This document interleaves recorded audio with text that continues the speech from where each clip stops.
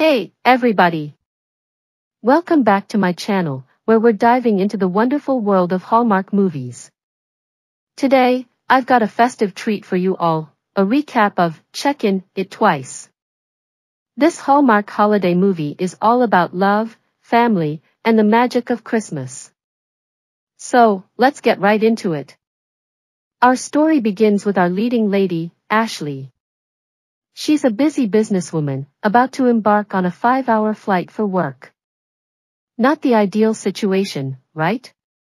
Well, it gets even worse when we find out her partner, Trevor, is, let's just say, not the nicest guy around.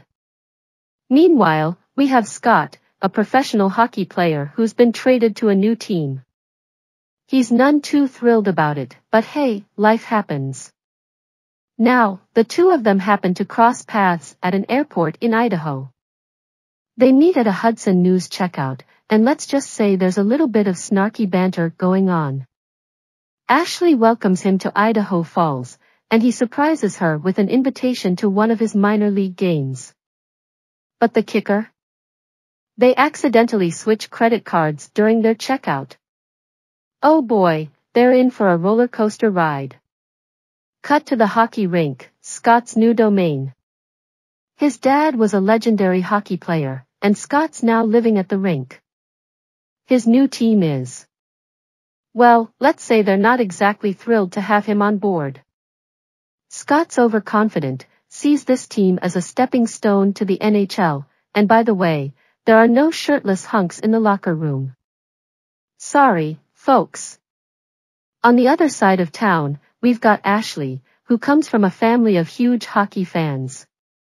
They practically drag her to a game, and she reluctantly goes along. As the game unfolds, Ashley suddenly remembers that Scott has her debit card, and she loses her cool. Her yelling distracts Scott, and he ends up getting hit in the head with a puck. Ouch! After the game, Ashley apologizes, and they decide to track down their missing cards together. The waitress and wreath guy are pretty skeptical but eventually give them back. Now, Scott may be injured, but he's still looking pretty hot. The hockey team has to do some philanthropy work, including hosting tea parties for little girls. Scott is not thrilled about this, to say the least. He should be on the ice, not pouring tea at a cider social. But surprise, Ashley is there too, and she's starting to enjoy Scott's company. She's also dodging her family's questions about her boyfriend, more on that later. Hockey can apparently happen outside too, who knew?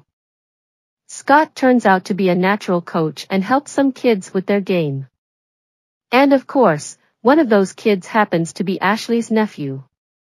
They talk about their childhoods and career paths, and Ashley starts considering moving back home to help her sisters with their real estate business. Scott, on the other hand, is afraid of coaching because of that old adage, those who can't teach. Rude, right? Well, he gets a shot at coaching the kids' Christmas hockey game. Ashley finally spills the beans to her parents about her breakup with Trevor. Surprisingly, they're incredibly understanding, maybe a little too understanding. They pretty much express how much they hate Trevor and how perfect their daughter is. At the kids' Christmas game, Scott is nailing this whole coaching thing and finding his passion. Ashley and her family watch her nephew make the winning shot in the game. Impressed, Ashley invites Scott over to her house for dinner. They hit it off, and Scott even wins over Ashley's grandma, who gifts him a strong eggnog and a hand-knitted scarf. Love is definitely in the air. Back at the hockey rink, Scott's coach gives him a coaching Bible. Scott insists he doesn't want to coach, but the coach drops some wisdom. Coaching chooses you, you don't choose it. The Christmas Jamboree is next on the agenda, featuring a unique activity, fishing Christmas ornaments out of a bunch of Christmas ornaments.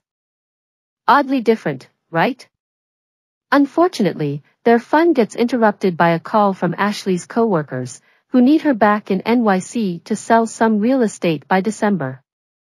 She tells Scott about the call, and he's surprisingly supportive, telling her she doesn't need to make a decision right now. More family time happens, and Scott reveals he's never built a snowman. Then, he heads back to the hockey arena, thinking he's about to get cut. But the twist is, he's actually been bumped up to Boise, Idaho for the next level of his hockey career. But what about Ashley? Before they part ways, Ashley and Scott exchange Christmas gifts, and it's just brimming with romantic tension. They're both yearning to be together, but life's getting in the way. Scott even calls Ashley, but after talking to her nephew, he changes his mind. Ashley, on the other hand, is busy talking to her parents, who are, let's just say, a little too supportive. But, in a heartwarming twist, they meet again at the airport, where Ashley's looking at magazines about being single. Scott interrupts her, revealing that he's staying in town and taking the coaching job. They share a passionate kiss, and it's a perfect Hallmark ending. And that, my friends, is Checkin' It Twice, in a nutshell. I hope you enjoyed this holiday journey with me. If you haven't seen the movie yet, be sure to check it out, especially if you're a fan of heartwarming romances and a little Christmas magic. Don't forget to like this video and subscribe for more Hallmark movie recaps. Until next time, happy watching!